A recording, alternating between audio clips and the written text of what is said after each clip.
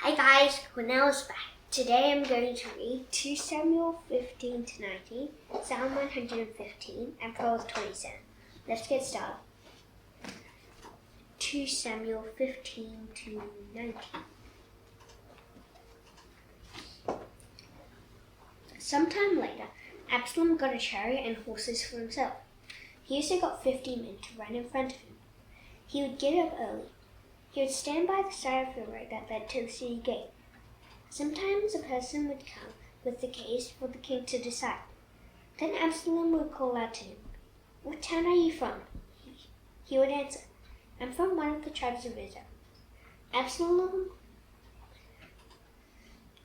would say, "Look, your claims are based on the law, so you have every right to make them. But the king doesn't have anyone here who can listen to your case." Absalom would continue, "I wish I were appointed judge in the land. Then anyone who has a case or claim could come to me. I'll make sure they are treated fairly." Sometimes people would approach Absalom and bow down to him. Then he would reach out his hand. He would take hold of them and kiss them. Absalom did that to all the Israelites who came to the king with their cases or claims. That's why the hearts of the people were turned toward him. After Absalom had lived in Jerusalem for 4 years, he went and spoke to the king. He said, "Let me go to Hebron. I want to keep a promise I made to the Lord. When I was living in Geshur in Aram, I made a promise." I said, "If the Lord takes me back to Jerusalem, I'll go to Hebron and worship him there." Then the king said to him, "Go in peace." So he went to Hebron. Then Absalom sent messengers secretly to all the tribes of Israel. They said, "Listen for the sound of trumpets. As soon as you hear them, say, 'Absalom has become king in Hebron.'" Absalom has taken 200 men from Jerusalem with him to Hebron. He had invited them to be his guests. They went without having any idea what was going to happen. While Absalom was offering sacrifices, he sent for Ahithophel. Ahithophel was David's advisor. He came to Absalom from Gilgal, his hometown. The number of people who followed Absalom kept growing, so he became more and more able to carry out his plans against David. A messenger came and spoke to David. He told him, "The hearts of the Israelites are turned toward Absalom." Then David spoke to all his officials who were with him in Jerusalem. He said, "Come on, we have to leave right away. If we don't, none of us will escape from Absalom. He'll move quickly to catch up with us. He'll destroy us. His men will kill everyone in the city with their swords." The king's officials answered him, "You are our king and master. We're ready to do anything you want." The king started out. Everyone in his whole family went with him. But he left 10 concubines behind to take care of the palace. So the king and all those with him left. They stopped at the edge of the city. All of David's officials marched past him. All the Kerethites and Pelethites marched along with him. And all of the 600 men who had come with him from Gath marched in front of him. The king spoke to Ittai. He was from Gath. The king said to him, "Why do you want to come along with us? Go back. Stay with King Absalom. You are an outsider. You left your own country. You came to join me only a short time ago. So why should I make you wander around with us now? I don't even know where I'm going. So go on back. Take your people with you. And may the Lord be kind and faithful to you." But Ittai replied to the king, "You are my king and master. I want to be where you are. It doesn't matter whether I live or die. And that's just as sure as the Lord and you are alive." David said to Ittai, "Go ahead then. Keep marching with my men." So Ittai the Gittite kept marching. All his men and their families marched with him. All the people in the countryside wept out loud as David and all his followers passed by. The king went across the Kidron Valley. He and all the people with him moved on toward the desert. Zadok also went with them. Some of the Levites went with him. They were carrying the Ark of the Covenant of God. They set down the Ark. Abiathar offered sacrifices until all the people had left the city. Then the king said to Zadok, "Take the Ark of God back into the city. If the Lord is pleased with me, he'll bring me back. He'll let me see the Ark again. He'll also let me see Jerusalem again. That's the place where he lives." But Sapphira said, "I am not pleased with you." Then I accepted. Let him do to me what he thinks is best. The king said again to Zadok the priest, "Do you understand? Go back to the city with my blessing. Take your son Ahimaaz with you. Also take Abiathar and his son Jonathan with you. I'll wait at the place in the desert where we can go across the Jordan River. I'll wait there until you send word to me to let me know what's happening." So Zadok and Abiathar took the Ark of God back to Jerusalem. They stayed there. But David went on up the Mount of Olives. He was weeping as he went. His hair was covered and he was barefoot. All the people with him covered their heads too, and they were weeping as they went up. David had been told, "Ahithophel, along with Absalom, is one of the people making secret plans against you." So David prayed, "Lord, make Ahithophel's advice look foolish." David arrived at the top of the Mount of Olives. That's where people used to worship God. Hushai the Archite was there to meet him. His robe was torn. There was dust on his head.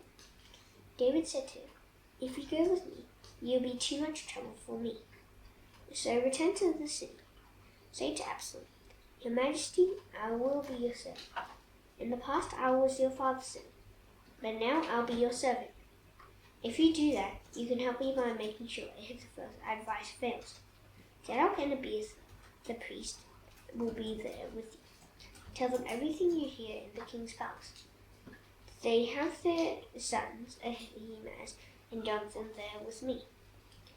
They're with them. Send them to tell me everything you hear." So David's trusted friend Hushai went to Jerusalem. They arrived just as Absalom was entering the city.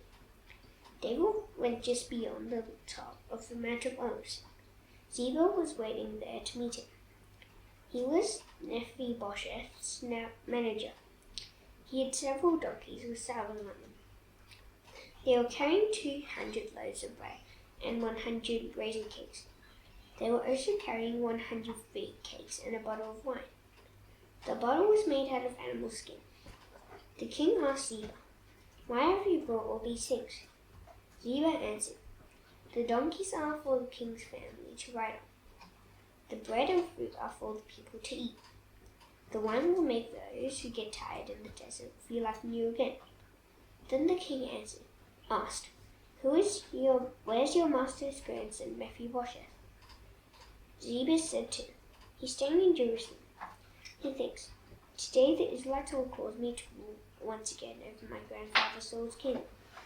Then the king said to Ziba, "Everything that belonged to Mephibosheth belongs to you now." "You are my king and master," Ziba said. "I make myself humble in front of you. I bow down to you. May you be pleased with me." King David approached Bahurim. As he did, a man came out toward him. The man was from the same family group that Saul was from. His name was Shimei. He was the town of Geba. As he came out of the town, he cursed David. He threw stones at David and all his officials. He did it even though all the troops and the special guard were there. They were to the right and left of David. As Shimei cursed, he said, Get out, you murderer! You are a worthless and evil man. You spilled the blood of a lot of people in Saul's family. You took over his kingdom. Now the Lord is paying you back. He has handed the kingdom over to your son Absalom. You have been destroyed because you are a murderer." Then Abishai, the son of Zeruiah, spoke to the king. He said, "To King David, why should we let this dead dog curse you? Let me go over there. I'll cut off his head." But the king said, "You and Joab are sons of Zeruiah. What does this have to do with you? Maybe the Lord said to him, curse David. If he did, you can ask him, why are you doing this? Then David spoke to Abishai and all his officials. He said, my very own son Absalom is trying to kill me. How much more should this man from Benjamin want to kill me? Leave him alone. Let him curse. The Lord has told him to do it. Maybe the Lord will see how much I'm suffering. Maybe he'll bring back to me his covenant blessing instead of his curse I'm hearing today. So David and his men kept going along the road.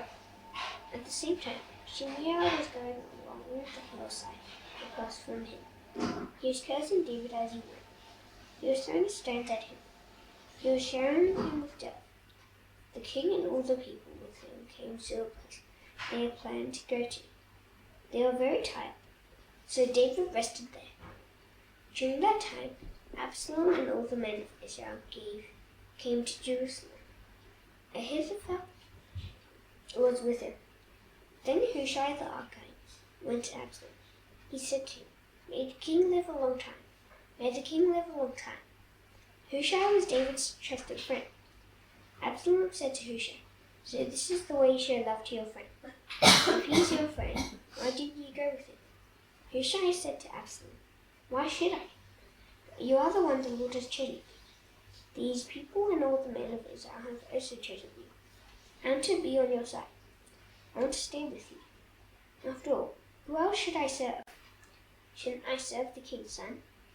I'll serve you, just as I served your father. Absalom said to Ahithophel, give us your advice. What should we do? Ahithophel answered, your father left some concubines behind to take care of the palace. Go and sleep with them. Then all the Israelites will hear about it. They will hear that you have made your father hate you. Everyone with you will be encouraged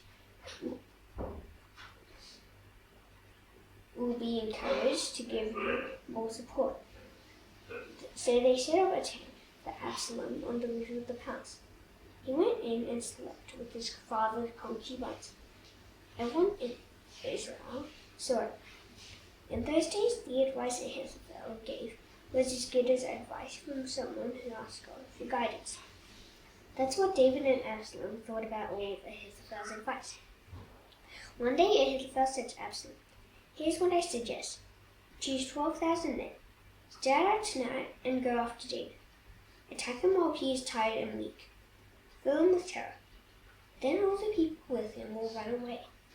Then strike down anyone except the king. Bring all the other people back. After the man you want to kill is dead, everyone else will return to you, and none of the people will be harmed. Ahithophel's plan seemed good to Absalom. It also seemed good to the elders of Israel. But Absalom said, send for Hushai, the Archite. Then we can find out what he suggests as well. Hushai came to him. Absalom said, Ahithophel has given us his advice. Shouldn't we do what he says? If we shouldn't, tell us what to do. What you would do. Hushai replied to Absalom, the advice Ahithophel has given you isn't good this time. You know your father and his men. They are fighters. They are as strong as a wild bear whose cubs have been stolen from her. Besides, your father really knows how to fight. He won't spend the night with his troops. In fact, he is probably hiding in the cave or some other place right now. Suppose he attacks your troops first. When people hear that, they'll say, many of the troops who followed Absalom have been killed. Then the hearts of your soldiers will melt away in fear. Even those as brave as a lion will be terrified. That's because everyone in Israel knows that your father is a fighter. They know that those with him are brave. Here's what I suggest. Bring together all the men of Israel from the town of Dan all the way to Beersheba. There are as many as the grains of sand on the seashore. You yourself should lead them into battle. Then we will attack David no matter where we find him. As dew completely covers the ground, we will completely overpower his entire army.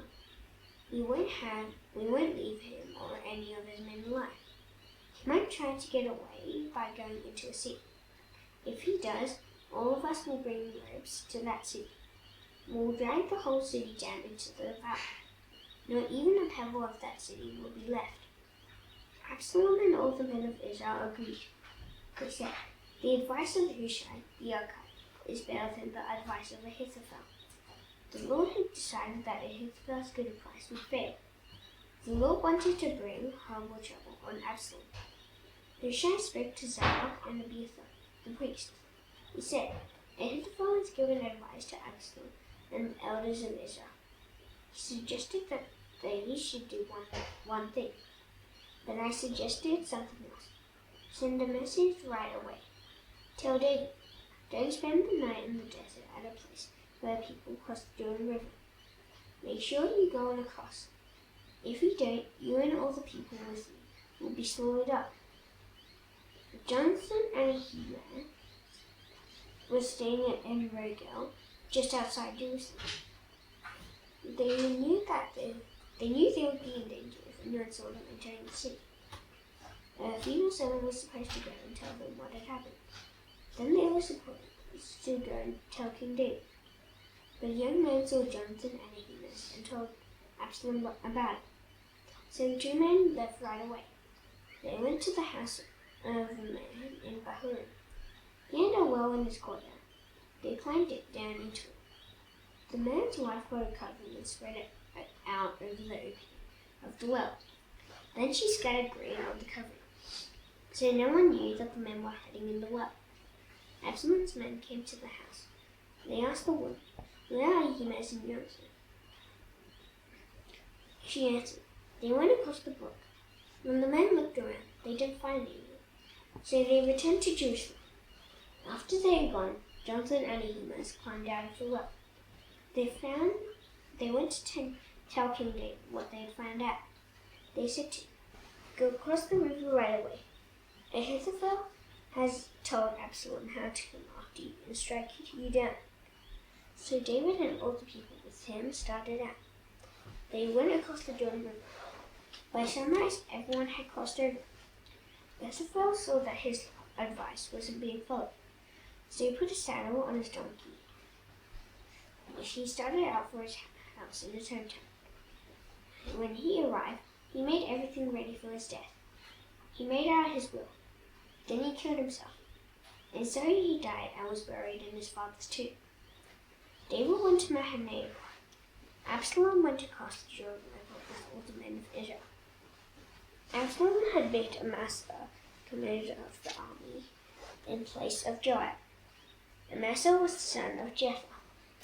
Jether belonged to the family line of Ishmael. He had married Abigail. She was the daughter of Nahash and the sister of Zeruiah. Zeruiah was the mother of Joab. Absalom and the Israelites camped in the land of Gilead. David came to Mahanaim. Shobi, the son of Nahash, met him there. Shobi was from Rabbah in the land of Ammon. Micaiah, the son of Amiel from Lo-debar, met him there too. So did Azariah from Rogel in the land of Gilead. They brought beds, bowls, and clay pots. They brought wheat, barley, flour, and grain that had been cooked. They brought beans and lentils. They brought honey, butter, cheese that was made from cow's milk. They brought all of that food for David and his people to eat. They said, these people haven't come tired. They've gone hungry and thirsty in the desert. David brought together the men with him. He appointed commanders of thousands over some of them. He appointed commanders of hundreds over the others. Then David sent out his troops in military groups. One group was under the command of Joab. Another was under Joab's brother Abishai, the son of Zeruiah. The last was under Ittai, the Gittite. The king told the troops, you can be sure that I myself will march out with you. But the men said, you must not march out. If we are forced to run away, our enemies won't care about us. Even if half of us die, they won't care. But you are worth 10,000 of us. So it would be better for you to stay here in the city. Then you can send us help if we need it. The king said, I'll do what you think is best." So the king stood beside the city gate. His whole army marched out in groups of hundreds and groups of thousands. The king gave an order to Joab, Abishai, and Ittai. He commanded them, "Be gentle with the young man Absalom. Do it for me." All the troops heard the king give the commanders that order about Absalom. David's army marched out of the city to fight against Israel. The battle took place in the forest of Ephraim. There David's men won the battle over Israel's army. A huge number of men were wounded or killed that day. The total number was 20,000. The fighting spread out over the whole countryside, but more men were killed in the fires that day than out in the open. Absalom happened to come across some of David's men.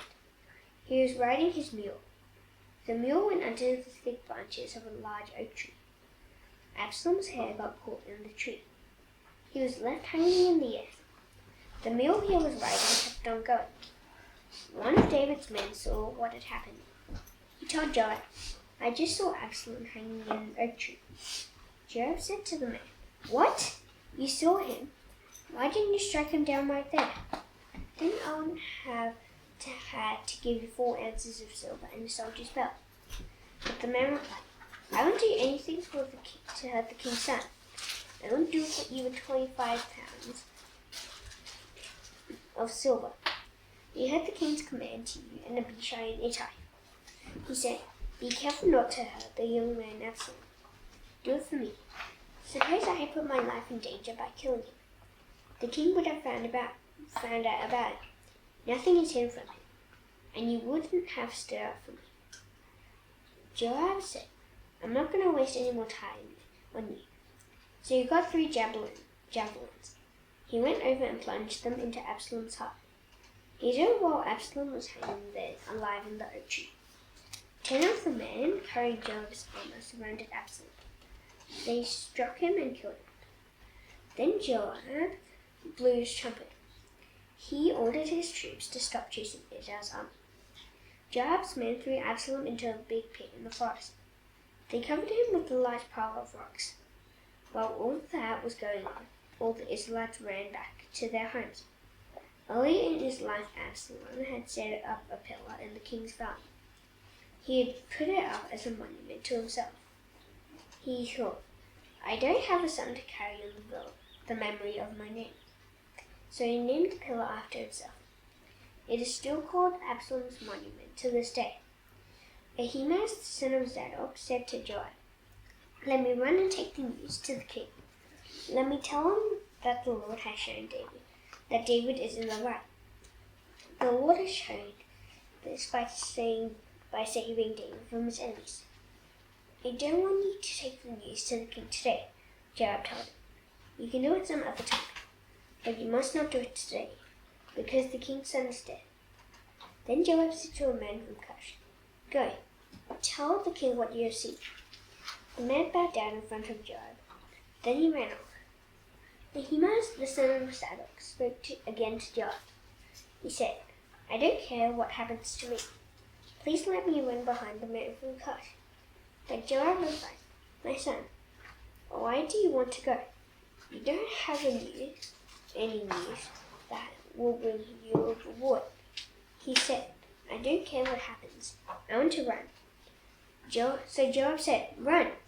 Then Ahimaaz ran across the plain of the Jordan River. As he ran, he passed the man from Cush. David was sitting in the area between the inner and outer gates of the city. The men on guard duty went up to the roof of the entrance of the gate by the wall. As he looked out, he saw someone running alone. The guard called out to the king and reported it. The king said, "If the runner is alone, he must be bringing good news." The runner came closer and closer. Then the man on guard duty saw another runner. He called out to the man guarding the gate. He said, "Look, there's another man running alone." The king said, "He must be bringing good news too." The man on guard duty said, "I can see that the first one runs like Ahimaaz, the son of Zadok." He's a good man, the king said. He's bringing good news. Then He-Man called out to the king. Everything's all right. He bowed down in front of the king with his face toward the ground. He said, You are my king and master. Give praise to the Lord your God. He has handed over to you those who lifted their hands to kill you. But the king asked, Is the young man Absalom safe? The He-Man answered, I saw total disorder. I saw it just as Joab was about to send the king's servant and me to you, but I don't know what it was all about. The king said, Stand over there and wait. So he stepped over to one side and stood there. Then the man from Cush arrived. He said, You are my king and master. I'm bringing you some good news. The Lord has shown that you are in the right. He has done this by rescuing you today from all those who are trying to kill you. The king asked the man from Cush, Is the young man Absalom safe? The man replied, King David, may enemies be like that young man. May all those who rise up to harm me be like him. The king was very upset. He went up to the rim of the entrance of the gate and wept. As he went, he said, My son Absalom, my son Absalom, I wish I had died instead of you. Absalom, my son, my son. Chapter 19. Someone told Joab, The king is weeping and mourning for Absalom. He's filled with sadness because his son has died. The army had won a great battle that day, but their joy turned into sadness. That's because someone had told the troops, The king is filled with sorrow because his son is dead. The men came quietly into the city that day. They are like fighting men who are ashamed because they've run away from a battle. The king covered his face. He cried loudly, I said Absalom. Absalom, my son, my son. Then Joab went into the king's house. He said to him, Today you have made all your men feel ashamed. They have saved the lives of your sons and daughters, and they have saved the lives of your wives and concubines. You love those who hate you.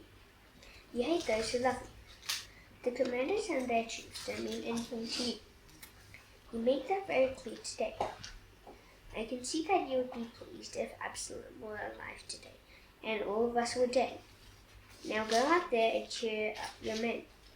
If you don't, you won't have any of them left with you by sunset.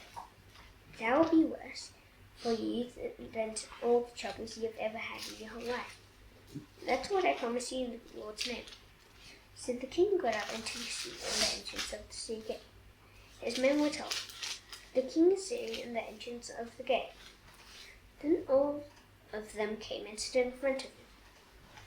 While all of that was going on, the Israelites had run back to their homes. People from all the tribes of Israel began to argue among themselves. They've seen, the king saved us from the power of our enemies. He saved us from the power of Philistines. But now he has left the country to escape from Absalom. We anointed Absalom to rule over us, but he has died in battle. So why aren't you any of you talking about bringing the king back? King David sent a message to Zadok and Abiathar, the priest. David said, Speak to the elders of Judah. Tell them I say, news has reached me where I'm staying. People all over Israel are talking about bringing me back to my past. Why should you be the last to do something about it? You are my relatives. You are my own flesh and blood. So why should you be the last to bring me back? Say to Amasa, Aren't you my own flesh and blood? You will be the commander of my army for life, in place of Joab. If that isn't true, may God punish me greatly. So the hearts of all the men of Judah were turned toward David. All of them had the same purpose in mind. They sent a message to the king. They said, We want you to come back. We want all of your men to come back too. Then the king returned. He went as far as the Jordan River. The men of Judah had come to Gilgal to welcome the king back. They had come to bring him across the Jordan. Shimei, the son of Gera, was among them. Shimei was from Bahurim, in the territory of Benjamin. He hurried down to welcome King David back. There were 1,000 people from Benjamin with him. Ziba, the manager of Saul's house, was with him too, and so were Ziba's 15 sons and 20 servants. All of them rushed down to the Jordan River. That's where the king was. They went across at the place where people usually cross it. Then they brought the king's family back over with them, who were ready to do anything he wanted them to do. Shimei, the son of Gera, had also gone across the Jordan. When he did, he fell down flat with his face toward the ground in front of the king. He said to him, "You are my king and master. Please don't hold me guilty. Please forgive me for the wrong things I did on the day you left Jerusalem. Please forget all about them. I know I've sinned, but today I've come down here to welcome you. I'm the first member of Joseph's whole family to do it." Then Abishai, the son of Zeruiah, said, "Should Shimei be put to death for what he did? He cursed me, and you are the Lord's anointed king." But David replied, "You and Joab are sons of Zeruiah. What does this have to do with you? What right do you have to interfere? Should anyone be put to death in Israel today? Don't I know that today I am king over Israel again?" So the king made a promise to Shimei.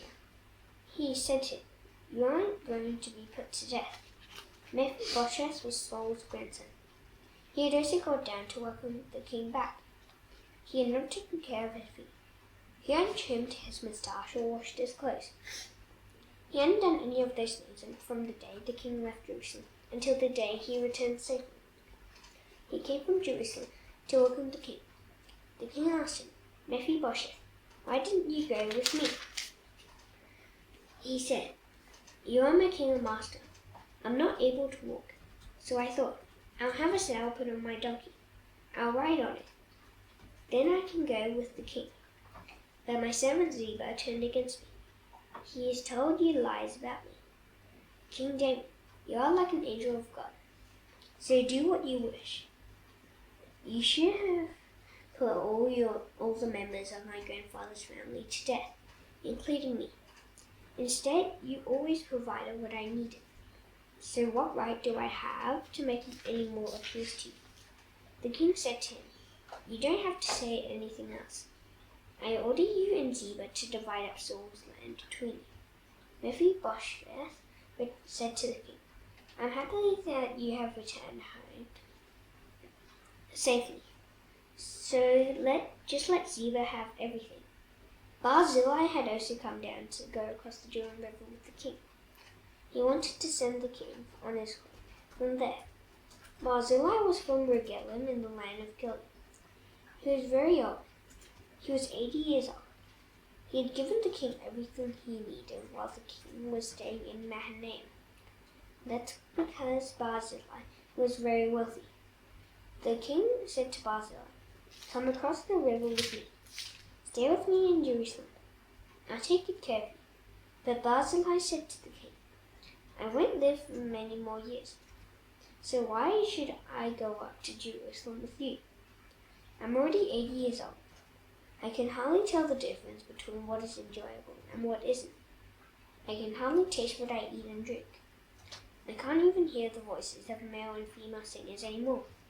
So why should I add my problems to yours? I'll go across the Jordan River with you for a little way. Why should you reward me by taking care of me? Let me go back home. Then I can die in my own town. I can be buried there in the tomb of my father and mother. But let Kimham take my place.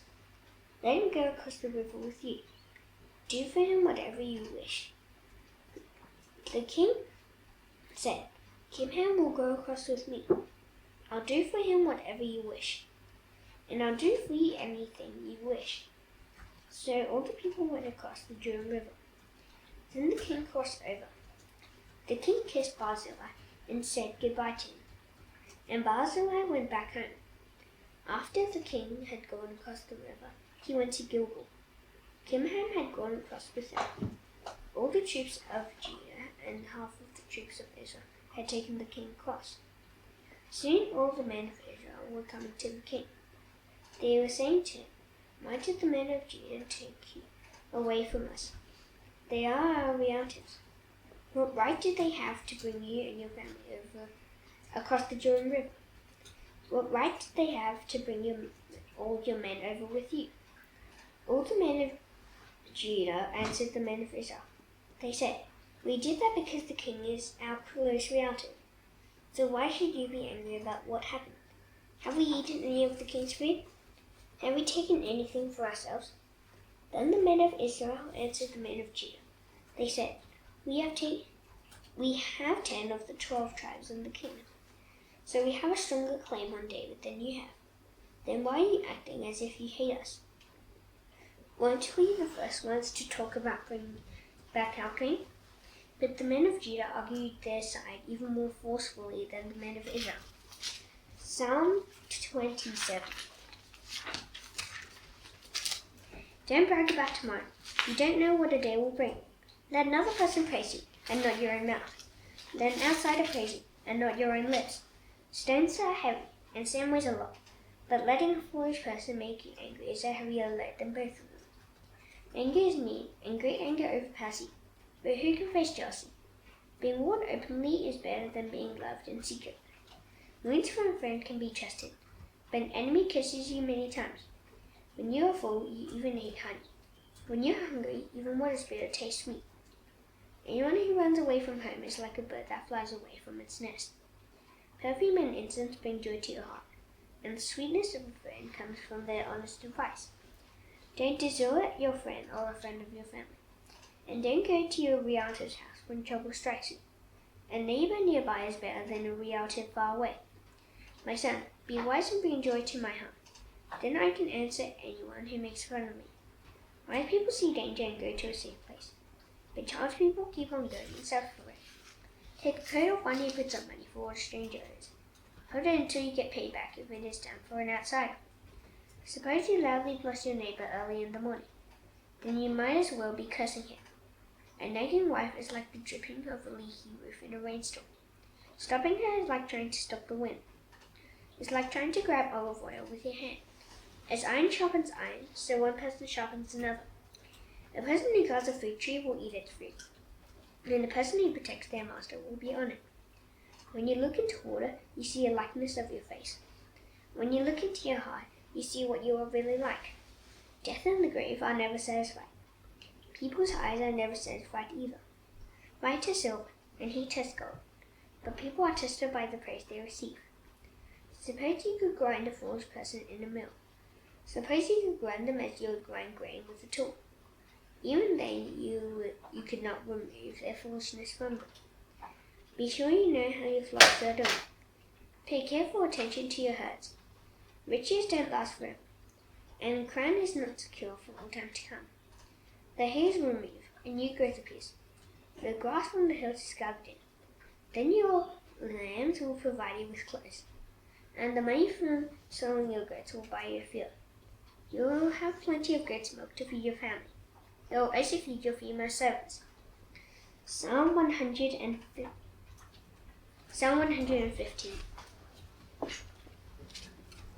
Lord, may glory be given to you, not us.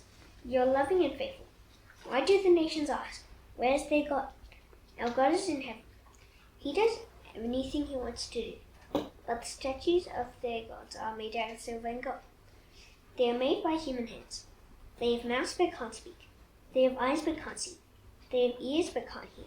They have noses but can't smell. They have feet. They have hands that can't feel. They have feet but can't walk. They have throats but can't say anything. Those who make statues of gods will be like them. So will all those who trust in them.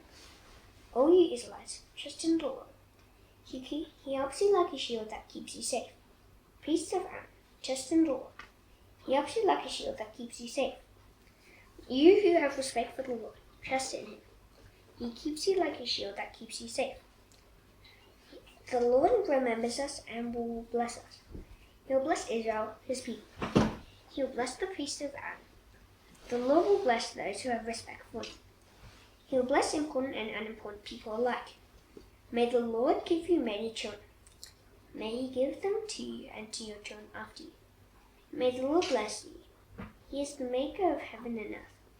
The highest heavens belong to the Lord, but he has given the earth to human beings. Dead people don't praise the Lord.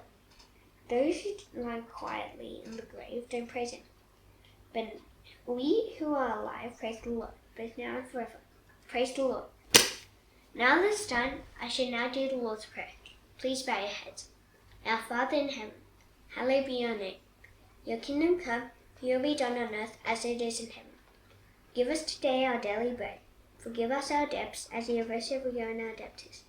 Lead us not into temptation, but deliver us from the evil one. For yours is the kingdom and the power and the glory forever. Amen. See you tomorrow. Bye.